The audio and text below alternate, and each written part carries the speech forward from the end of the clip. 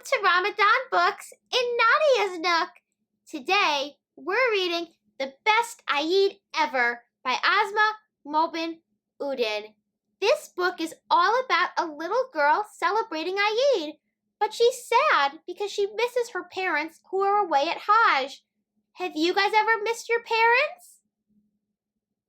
Well, come on, join me in your jammies and grab your favorite cuddly friend because it's time for Ramadan Books, Ramadan Books, Ramadan Books in Nadia's Nook.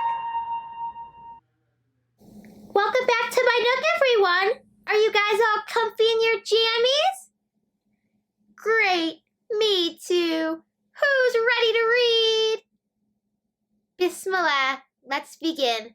The Best Eid Ever by Asma Mobin-Uddin. Anisa sat in her bed, looking out the window. Her parents were away at the Hajj pilgrimage, and she missed them. Saudi Arabia was so far from her home in America. She thought about last year's Eid holiday, when she had worn her new shalwar kameez with flowery orange henna designs on her hands. Daddy had said she looked just like a princess. Mommy had let her eat candy before breakfast. They all went to Eid prayers together and then visited friends all day. But today, the house was quiet. Just then, Anisa's grandmother bustled into the room. Anisa, happy Eid! Nani sat on the bed and greeted her granddaughter with a big hug and kiss. Time to get ready for prayers. Anisa returned to the hug and then slumped back on the bed. Why the sad face, my dear? Noni gently brushed the hair out of Anisa's eyes. Do you miss Mummy and Daddy? Anisa nodded. She felt like she might cry. I know it's hard without your parents here, Nani said, but please, don't be sad. Today of all days, we'll have fun together. Just you and me, okay? Anisa tried to smile. She didn't want her grandmother to feel bad. Okay, she said, as Nani stood up and walked over to the closet. Now, I have a surprise for you. Nani lifted up a blanket on the closet shelf and pulled out a gift-wrapped box that had been hidden underneath it. Anisa pulled the ribbon off the box and opened it. Her eyes lit up as she saw the beautiful Eid clothes from Pakistan. Pulling out the kurta on top, she ran her fingers over the soft, shimmering fabric and its gold embroidery and shiny sequins. Purple and gold bangles clinked together as Nani unwrapped them. Handmade Pakistani shoes, tucked in tissue paper, still lay in the box. Nani, I love my new Eid clothes. How did you know purple was my favorite color? Thank you. Anisa hugged her grandmother. I can't wait to get dressed. There's still more, Nani said, smiling as she pulled a bright red shalwar kameez and a silky yellow garra out of the box. Each outfit had matching bangles and shoes.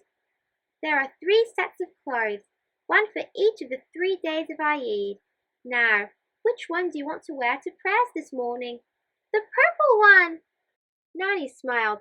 It will look beautiful on you. I'll iron it while you're getting ready. But first, I have to stir the lamb korma. Lamb korma? Anisa jumped out of bed and ran to the kitchen. The aroma of her favorite dinner cooking on the stove made her mouth water. Please, can I taste some? Nani scooped out a spoonful of bubbling lamb curry, blew on it, and made sure it wasn't too hot, and then gave Anisa a taste. Anisa savored the salty, spicy curry in her mouth. Yum! It's good. I'm glad you like it. Now, let's hurry and get ready so we're not late for the prayers. At the prayer hall, the Imam gave a sermon about the Hajj pilgrimage. Anisa had a hard time paying attention because she kept thinking about her parents and wishing they were with her. After the sermon ended, the women and children in the women's section of the prayer hall folded their prayer rugs and greeted each other. Anissa hugged so many people. The donuts on the back tables were quickly finished. Anissa noticed two young girls standing alone, watching the excitement around them. The older girl's hijab was torn. The younger girl's dress fell almost to the floor, and she kept her arms bent so her sleeves wouldn't slip down over her hands. Anissa walked over to them. "Why didn't you wear your Eid clothes today?" she asked. The older girl stared shyly at the floor. Seeing that her sister was not going to answer, the younger girl blurted out, "We don't have new clothes this Eid. We had to leave all our stuff and run away when a fire burned our house down." The older girl turned toward her sister. "Mariam, we have to be thankful. The war can't get us now. We are safe and we are together. Papa says God will give us whatever we need."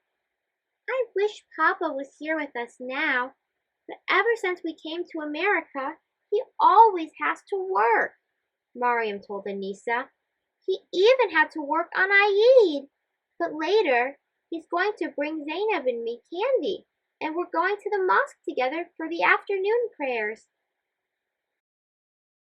Before Anissa could say anything, Auntie Selma pulled her into a big bear hug.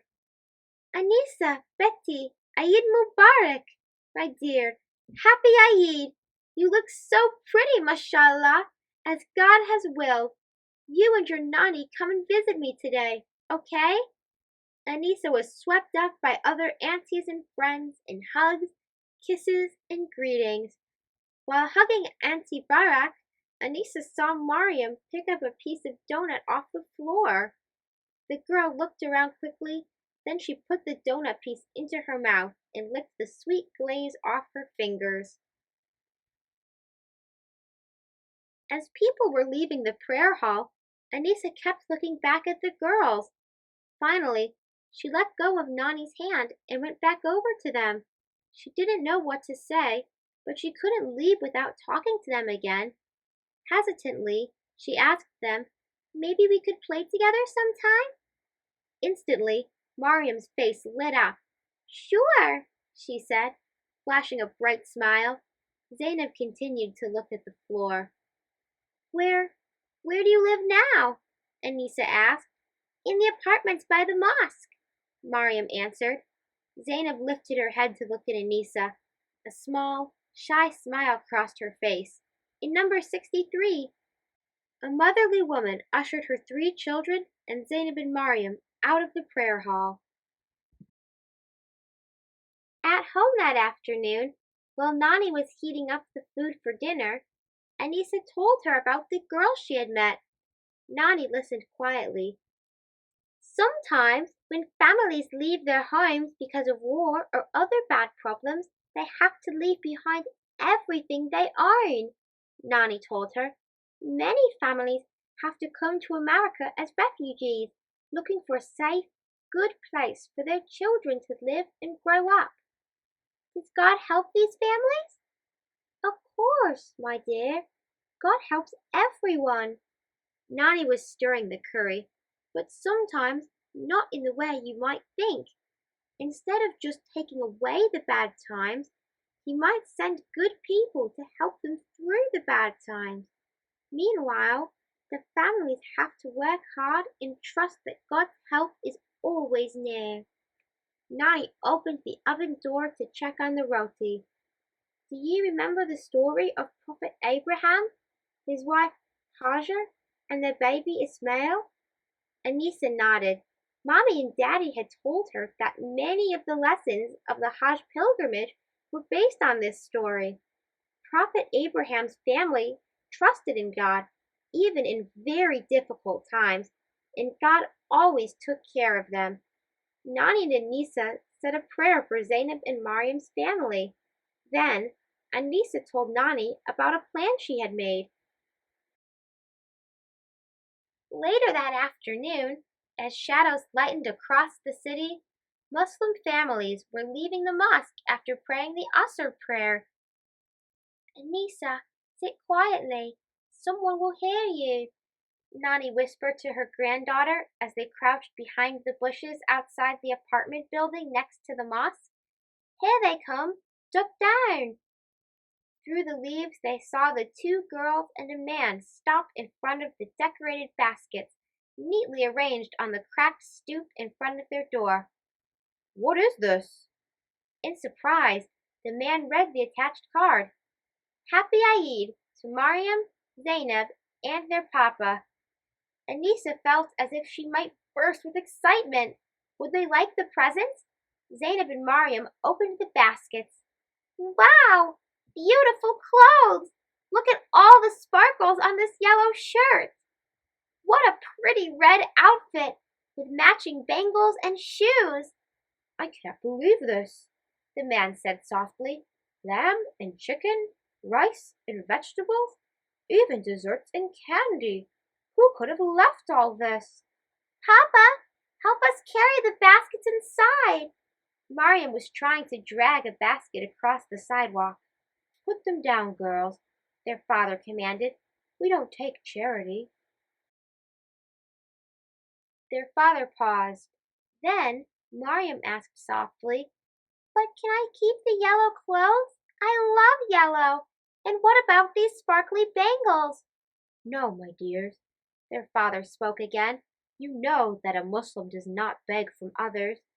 But Papa, we didn't ask for them, Zainab pointed out. Papa didn't budge. I will provide for my family. There are other people who need this food and these clothes more than we do. Now let's go. Can I just eat this cookie right now? Anissa could hardly breathe. What if they didn't take the gifts? As she leaned forward to see better, a twig snapped under her. What was that noise? The father asked as he turned around to face the bushes. Anissa and Nani ducked as his heavy footsteps approached their hiding place. Through the leaves, Anissa could see the man's stern features and firmly set chin coming toward them. Hidden behind his thick eyebrows were soft, gentle eyes. In these eyes, Anissa recognized the same look of tenderness she often saw in her own father's face. Anissa and the man looked at each other for a long moment. Then, abruptly, he turned around and walked back to his daughters. He knelt down on one knee and opened his arms. The girls wrapped their arms around him, and Mariam climbed onto his knee. Papa, there's more food than we need here, she said, small fingers gently touching his cheek. Why don't we share it with the neighbors? And please, can we keep the pretty Eid clothes? Please? Asked Zainab. Anissa saw the man's face soften as he drew his daughters close to him. As he hugged them, he nodded and smiled at Anissa and Nani. After Anissa and Nani returned home, Nani picked up the telephone and dialed. Hello, I'd like to order a medium vegetable pizza for delivery, she said. After she hung up, she shook her head. Eating pizza on Eid, my child, I have never had an Eid like this one. Me neither, Anissa said. I can't wait to tell Mommy and Daddy about it. Later in the evening, as Anissa and Nani snuggled up on the couch and ate pizza, they both agreed this had been the best Eid ever. Wasn't that great how Anissa felt happy after giving some of her stuff to those girls? I think so too. When's the time when you gave something to someone in need? Well, inshallah, I can't wait to see you guys all next time when we read more books in my Nook. Until then, good night and sweet dreams.